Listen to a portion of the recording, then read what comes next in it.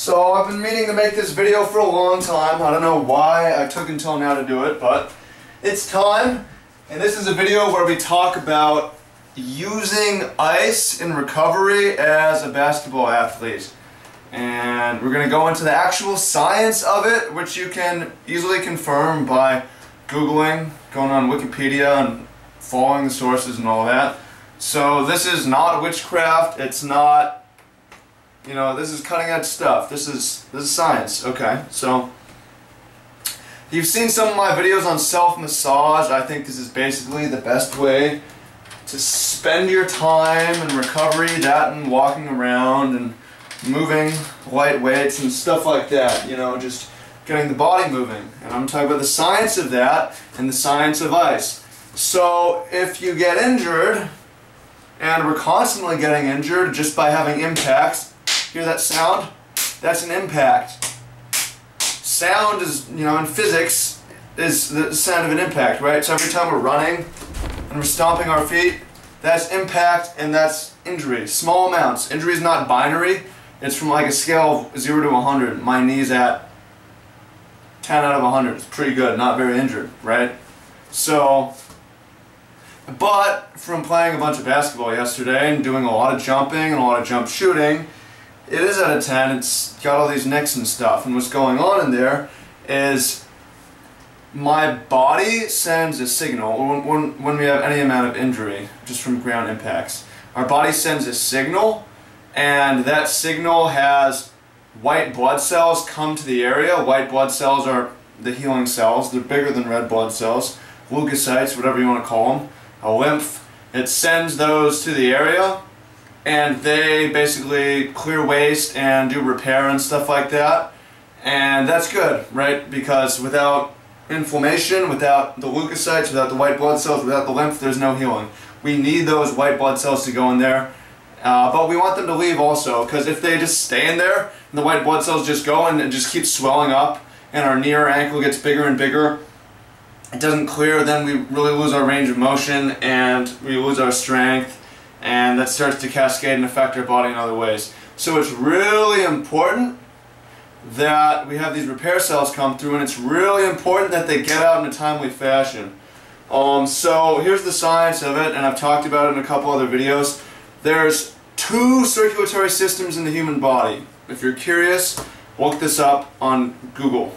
There's the primary circulatory system, which the heart pumps. You know about the heart, you feel it pounding, boom, it contracts, it sends out red blood cells and pulls them back, basically, you know, that's how it works.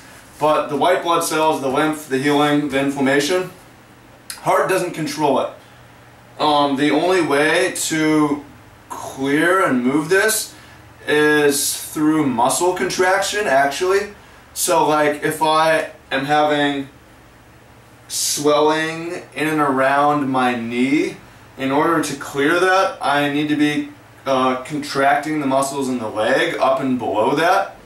So, I mean, for example, if I have swelling and I want to clear that inflammation, a good thing I can do is go for a walk.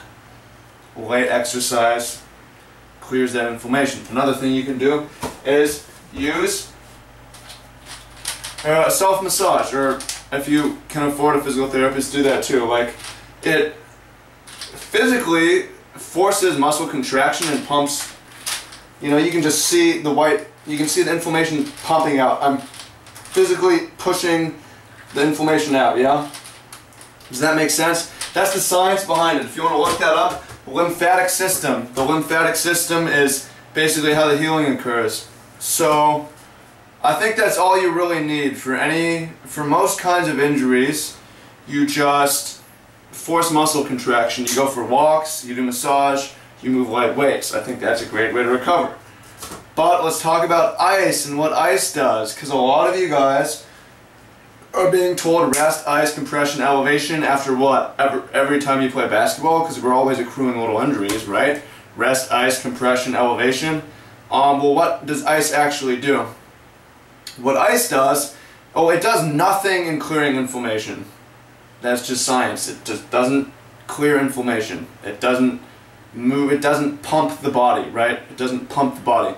What it does do is it is an anti-inflammatory. And an anti-inflammatory cuts off the signal that would send those white blood cells, right? The healing cells. So a way to think about this is like okay, yeah, say there's a car accident on the freeway.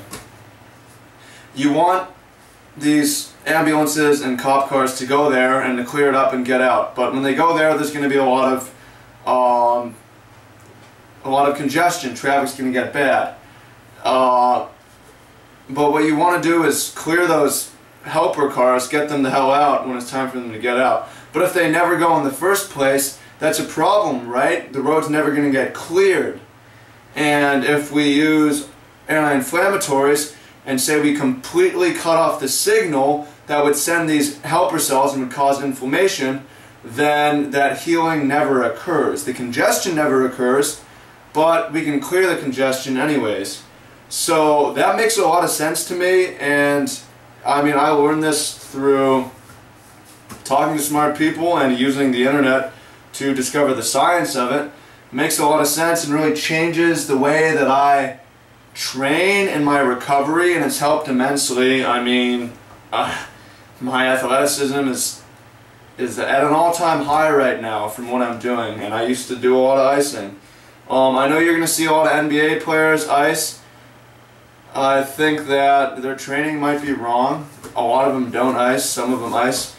And there are times to ice. There are times to ice as well. So like, if there's sufficient inflammation for healing, but there's just more and more and more inflammation, and that inflammation is making it hard to muscle contract or making it too painful to muscle contract, then it's probably okay to use some kind of anti-inflammatory to stop some of that inflammation, because there's plenty of inflammation already, so that we can, you know, move the body to pump it out. So I feel that's the science of it. If people are telling you to ice, think twice about it. Science doesn't really support it in most uses. It's just like it feels good because it stops pain, but it doesn't clear inflammation. So that's the science of it. Think twice before you ice, guys.